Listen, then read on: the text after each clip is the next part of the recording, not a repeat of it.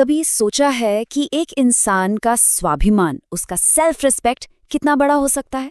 इतना बड़ा कि एक पूरे साम्राज्य के आगे सिर झुकाने की जगह उसने जंगल में रहना और घास की रोटी खाना मंजूर कर लिया। ये कहानी है मेवाड़ के उसी लौह संकल्प की। उस दौर में जब लगभग पूरा हिंदुस्तान मुगल सत्ता के अधीन हो चुका था, तब एक आवाज गूंजी थी, मेरा शीश कटेगा पर झुकेगा नहीं। और ये सिर्फ एक वाक्य नहीं था, ये एक पूरे युग की प्रतिज्ञा थी। तो चलिए समझते हैं कि ये टकराव आखिर था कितना बड़ा। एक तरफ था एक विशाल साम्राज्य जिसकी ख्वाहिश थी पूरे भारत पर हुकूमत करने की, और दूसरी तरफ एक अकेला राज्य जो अपनी आज़ादी के लिए अड़ा हुआ था। अब देखिए, इस स्लाइड पर जो सीधी तुलना है वो बहुत दिलचस्प है। एक तरफ बादशाह अकबर, जिनका लक्ष्य था संपूर्ण प्रभुत्व, और दूसरी तरफ महाराणा प्रताप, जिनका सिर्फ एक ही लक्ष्य था, अडिग स्वतंत्रता। तो ये सिर्फ दो शासकों की लड़ाई नहीं थी, ये दो विचारधाराओं की टक्कर थी। और ये स्लाइड उस टक्कर की हकीकत को बिल्कुल साफ कर देती है। हल्दी घाटी के मैदान में अकबर की 80,000 की भारी भरकम सेना के सामने प्रताप के पास सिर्फ 20,000 सैनिक थे। सोचिए, 4 गुना का फर्क। फिर भी मेवाड़ का संकल्प नहीं डिगा। चलिए अब सीधे चलते हैं उस ऐतिहासिक मैदान में जिसका नाम है हल्दी घाटी। 18 जून 1576 ये वो तारीख है जो भारतीय इतिहास में वीरता का दूसरा नाम बन गई।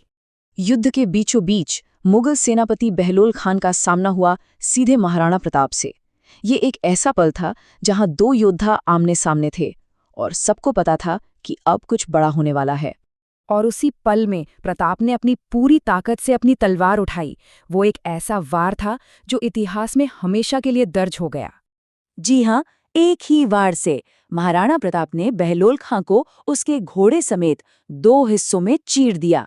ये उस राजपूत शौर्य की ताकत थी जिसकी मिसालें आज भी दी जाती हैं। तो समझने वाली बात ये है कि ये लड़ाई सिर्फ जमीन के किसी टुकड़े के लिए नहीं थी। नहीं, ये धर्म के लिए, मर्यादा के लिए और अपने सिद्धांतों पर खड़े रहने के लिए लड़ी गई एक जंग थी। हल्दी घाटी की गाथा प्रताप के साथ साथ उनके वफादार साथी चेतक के बिना बिल्कुल अधूरी है। चलिए अब उस वीर गति की कहानी देखते हैं। 22 फीट, जी, ये उस नाले की चौड़ाई थी जिसे चेतक ने एक छलांग में पार कर लिया था। और ये उसने तब किया जब वो खुद बुरी तरह घायल था। क्यों? सिर्फ अपने स्वामी को बचाने के लिए। उस वफादार घोड़े ने अपने मालिक को एक सुरक्षित जगह पहुंचाया और फिर उनकी गोद में ही अपने प्राण त्याग दिए। ये वफादारी और त्याग की एक ऐसी मिसाल है जो शायद ही कहीं और मिले। और ये बात उस बलिदान को बहुत खूबसूरती से बयां करती है। इंसान तो थक गए, मगर वो जानवर आज भी अमर हो गया। चेतक की कहानी मेवाड़ की मिट्टी में वफादारी के मायने समझाती है। युद्ध के बाद हार मान लेने या समझौता करने के बजाय प्रताप ने संघर्ष का रास्ता चुना। ये वो दौर था जब उन्होंने एक बहुत ही कठोर व्रत लिया। ये स्लाइड उस फैसले के फर्क को बिल्कुल साफ दिखाती है।